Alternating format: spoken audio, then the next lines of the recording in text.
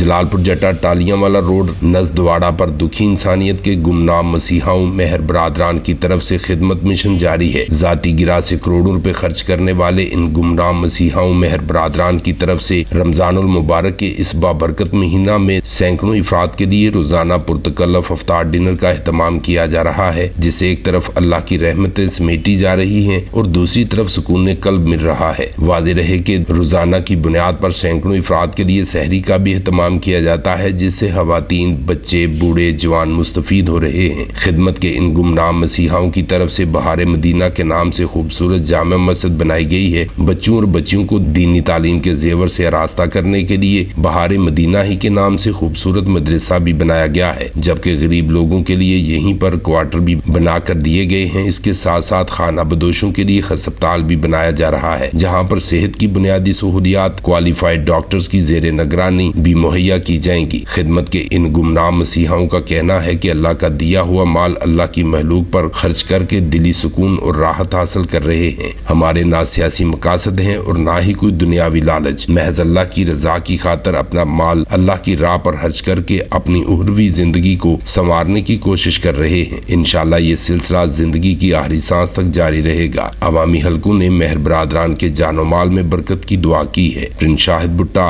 BB1 news, Jalalpur जट्टा।